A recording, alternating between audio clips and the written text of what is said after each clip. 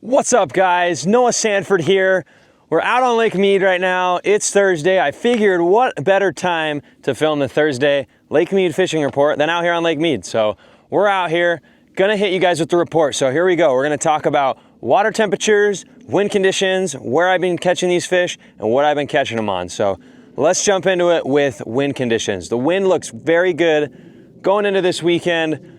Friday, Saturday, and Sunday are all gonna be nice and calm. I think the most it's supposed to blow is like gusts up to 11, which is completely manageable. Your average is gonna be between 2 and 6 miles per hour. So it's gonna be pretty much nice and calm, just like it is right here. Moving on to water temps, looking at my screen right now, it's saying 61, so that's out in the middle. Usually I've been finding anywhere between 59 and 61 out in the middle of these basins.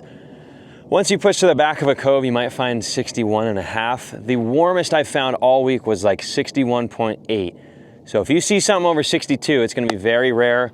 Probably gonna be the warmest it's gonna be for the next couple months. So low 60s, high 50s is the water temp right now, so plan on that when you're going out.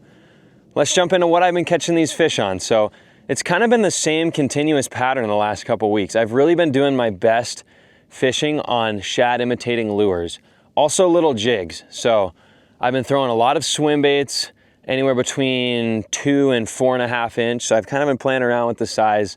They all have been seeming to work too.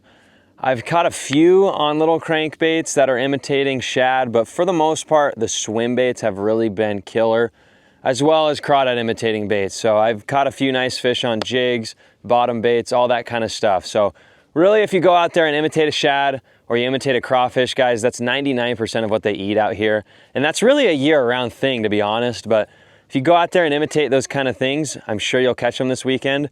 Moving on to where I've been catching these fish. So the pattern is continuing very similar to how it was last week.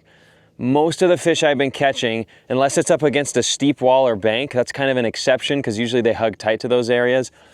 Throughout most areas of the lake though, I've been catching them in that 15 to 22 foot of water. So throwing your little drop shot swim baits, throwing your little Ned rigs, throwing everything usually has been in that 22 to 15 foot range. So what that means is those fish are hugging tighter to the bottom in these areas of the lake that have harder bottoms. So areas of the lake that have gravel, areas of the lake that have a hard rock bottom, boulders, which is a majority of this lake.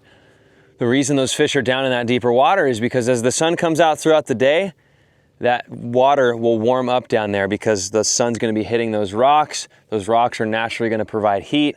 It's gonna warm up those last couple feet of the bottom. So your surface water is gonna be pretty warm. You get down in between 5 and 15 or so, it's gonna be cool. And then once you get around 15 to 20, that's when it warms up depending on your depth, because wherever that bottom is at, those last couple feet are usually warmer because that bottom heats up and it provides a heat source for those fish to sit by. So that's really kind of my concept on it. It's made sense for me for a while, so I've been doing really well in that range. The reason why I've been catching these fish down there is because they're on the bottom, right?